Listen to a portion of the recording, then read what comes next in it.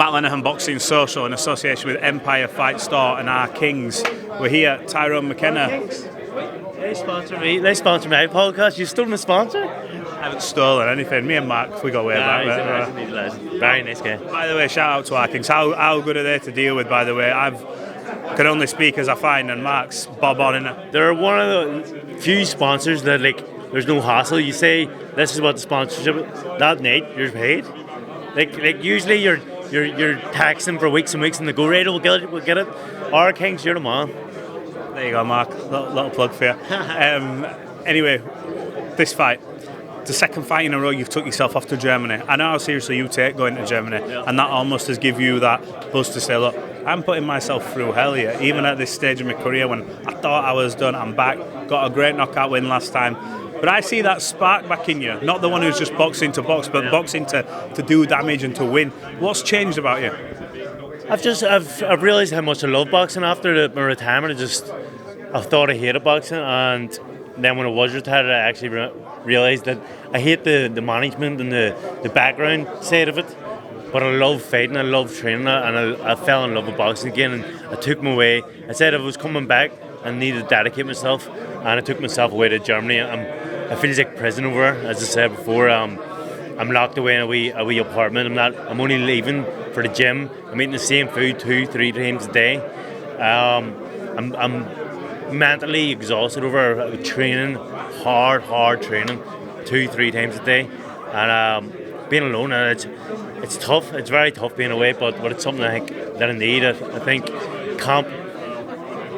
being over in Germany has sparked something in me.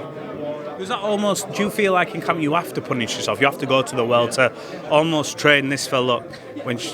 Not when shit hits the fan, because you might not do, but when times do get hard in that ring, I need to sort of go back to that place of, look, we've been through this before. Yeah, I'm a breaking point halfway through camps. Like you don't see anyone, and it's tough. It's very, very tough not to see your kids, not to see your wife and your friends while you're away, and but it's something you need. And then coming up to fight week, then you can say to yourself, you put absolutely everything into this. You've dedicated yourself. You've locked yourself away from everything that you love, and this is what you need. And this is what it's for. It's for your family. It's for everyone. I'm sacrificing fun with my family to give them a better future. Was it difficult for you when you put an end to it? Because I was at the fight, I saw the post, and I'm like, it's a great post. Fucking everyone loves Tyrone. Retire, sail off into the sunset, enjoy your podcast.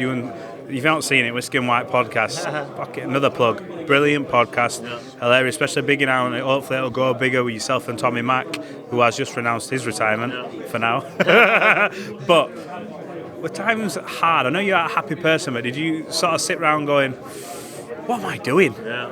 I would say depressed. I wouldn't get out of bed. I was just sitting up in my room going, what the fuck is life? Like, without boxing, I just really had no goals, had no aspirations, I had no nothing. I was just, when I was just lying there alone, and like my friends all worked, my wife worked, my kids were going to school, I was just sitting in the house 24/7, 7 days a week by myself, and I was just like, is this it? Is this what retirement is?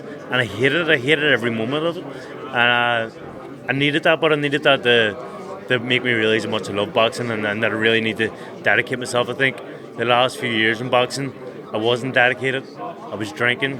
I was out of camp. I was drinking most days. In camp, I was probably having a few weekends to drink. I wasn't dedicating myself at all. I was doing one session a day or two. Like it wasn't what it should have been. Going up home at the weekends and seeing the family, and I was getting soft. Camp was getting soft for me, and it was my own fault that it was getting soft. And that break made me realise how much I love boxing, how much I need to dedicate myself and make myself something of myself. Going back to the fight, so we always see these face-offs and sit down in the middle and someone tries to poke either one of you. You and Harlem are quite familiar with each other. You all have this, everyone has the same friend circle. And I just asked him, I said, look, how does it feel when he sat across you? You know him, you've been around him often enough through mutual friends, and you get on. He's almost questioning you, saying, look, when I take you to them trenches, can you go there? What's that like? What was that sort of sit down like? You trying to almost question his manhood a little bit, saying, look, you've not experienced what I have been through and what I can take you to. Is that what you think this fight is? I'll take you into such deep waters. It is going to be sink or swim for you. I think he's going to learn a lot about himself on Friday. I think, as I said on the face-off, he's an unknown. He's an unknown to himself. He doesn't actually know what he's going to do on when it gets tough, when it's in the trenches. We know exactly what I'm going to do. I think I've been put down, I've got up, I've laughed, I've went to war. I'm tried and tested, and he's not. And I was just stating facts that day. That we don't. He could be unbelievable. We don't know, but we actually don't know what Harlem Eubank's potential is, or is he shit? Who knows? Well, you've seen him fight. So what do you make of him? I think he's looked good against decent opponents. Nothing, no special opponents really. He's fought, and he's looked good. But I mean, I could look like Lomachenko against fucking a novice. But that doesn't mean nothing, because you get me into a hard fight, it's going to be tough for me. So we just need to see what he's going to be like in a real fight. This is his real first live opponent who's hungry and coming for it.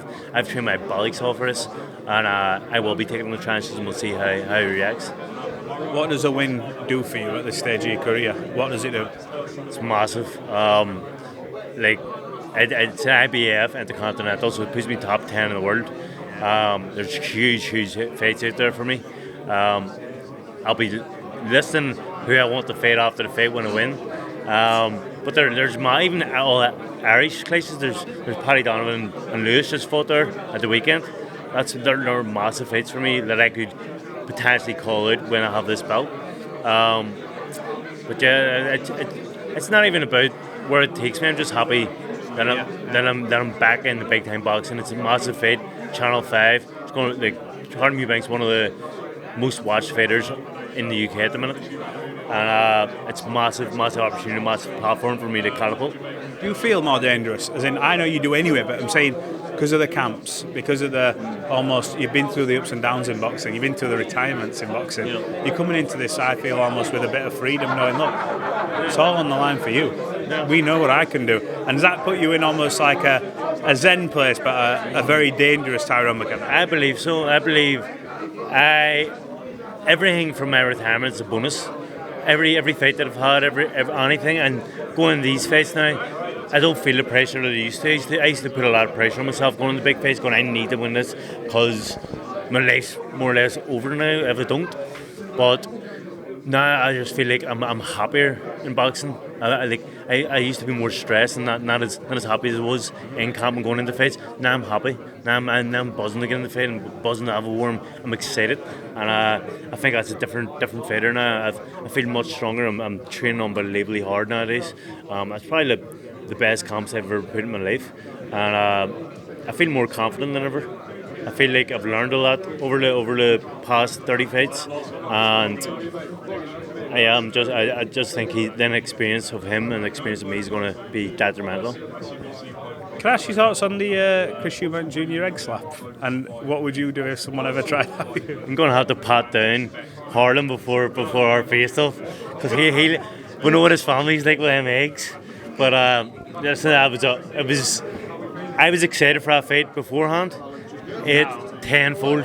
I am buzzing for that fight now. Like it probably shouldn't have happened, but it was unbelievable, and I'm actually glad it happened because it's got Ben railed up the fuck. He wants to murder Chris Eubank now, and I'm all for him. I'm excited for this fight. Well, look, it's good to see you back. Always a pleasure being around you. Always in entertaining fights, no matter what. And look, it's a good fight with Harlem. Wish you all the best, and we catch up after. Thank you.